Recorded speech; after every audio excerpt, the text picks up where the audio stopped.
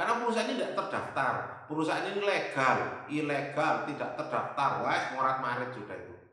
Karena hukum di Indonesia masih ada lubang di sana, di mana penegak hukum itu tutup mata.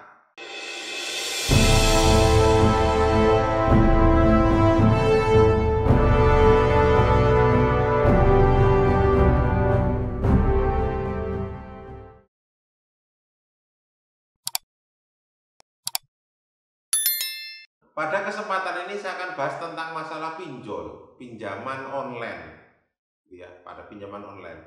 Nah, sebelum saya lanjutkan panjang, ini kita harus tahu dulu konstruksi hukumnya. Pinjol itu seperti apa sih? Nah, gini, pinjol itu ada satu aturan ya. Jadi aturannya tentang finansial teknologi.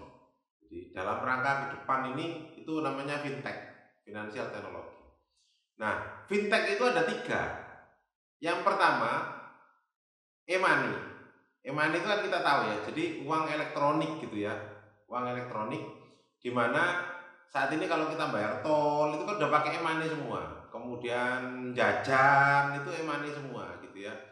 Kemudian ada juga e-money yang tidak dalam berbentuk fisik seperti OVO itu kan sama. Itu juga e-money. Jadi uang itu di mana itu menjadi digital. Tidak lagi menjadi bentuk kartal atau fisik, tapi sudah dalam bentuk digital. Kalau dulu kita sekolah dulu ya, uang itu kan ada dua, ada kartal dan ada giral. Kartal itu bentuk fisik, giral itu kayak cek, giro, warkat, itu kan ada dulu ya. Nah, tetapi dalam perkembangannya, finansial teknologi itu diatur e-money, jadi electronic money. Nah, itu saat ini seperti itu. Jadi e-money itu sudah berubah seperti itu. Kayak Dana itu kan banyak ya. Kemudian kayak ShopeePay itu kan uang kita di rekening itu kita jadikan menjadi uang dalam bentuk aplikasi yang atur itu mereka semua. Jadi menjadi e-money gitu ya. Uang tapi dalam bentuk yang lain. Nah, itu salah satu e-money. Kemudian yang kedua itu pinjol, pinjaman online. Nah, pinjaman online ini pinjaman yang diberikan kepada masyarakat atau seseorang debitur di mana tidak diperlukan tata fisik. Jadi hanya lewat online. Tata fisiknya lewat online. Jadi lewat online itu contoh kayak Anda gitu ya. Anda kan ngangguk-ngangguk, terus geleng-geleng gitu ya. Terus pegang KTP itu untuk bukti data Anda gitu ya. Bahwa Anda layak untuk mendapatkan pinjol gitu ya. Itu seperti itu. Nah, kemudian ada pinjol yang itu otonom. Jadi contoh otonom itu kayak beberapa aplikasi mereka dalam bentuk PT atau koperasi itu mengadakan fintech, memberikan pinjaman sama masyarakat. Ada juga pinjol yang itu berafiliat dengan bank. Jadi kayak Amarbank ngasih Tuneku. Nah, ini kedepannya akan ngetren pinjol ini. Jadi beberapa bank itu sedang mempersiapkan pinjol. Jadi akan bergabung di dunia pinjol. Karena kita tahu kalau dulu zaman beberapa dekade yang lalu orang pinjam uang 1 juta itu ke koperasi loh. Naruh BPKB dia hanya pinjam uang berapa? 1.700.000 ke BPR, ke koperasi. Saat ini mati mereka.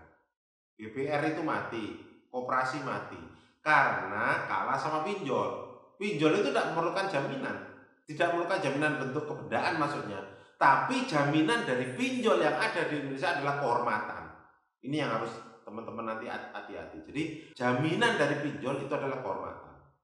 Nah, nanti saya akan bahas tersendiri. Kemudian yang ketiga itu adalah equity crowdfunding. Equity crowdfunding itu kayak gini.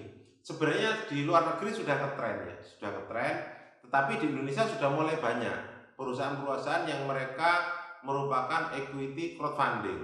Jadi gini, contoh nih gitu ya, Santara misalkan. Santara itu satu perusahaan di mana dia itu ketika ada perusahaan ini tidak punya uang, dia minta ke Santara.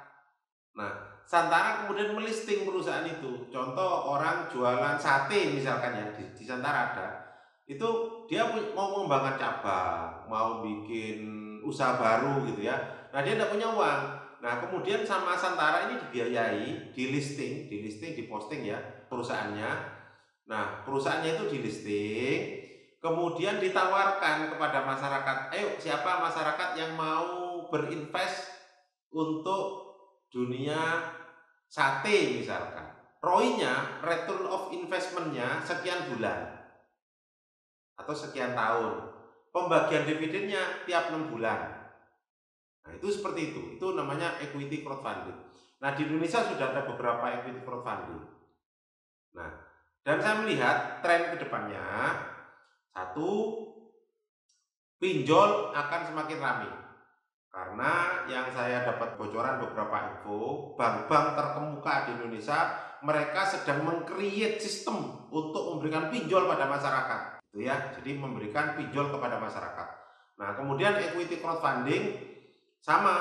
Jadi beberapa bank kalau kemarin itu, kalau konsep besarnya kan pasar modal, tapi kan harus perusahaan yang terbuka, sudah TBK gitu ya. Nah, itu kesulitan bagi UMKM itu yang ada.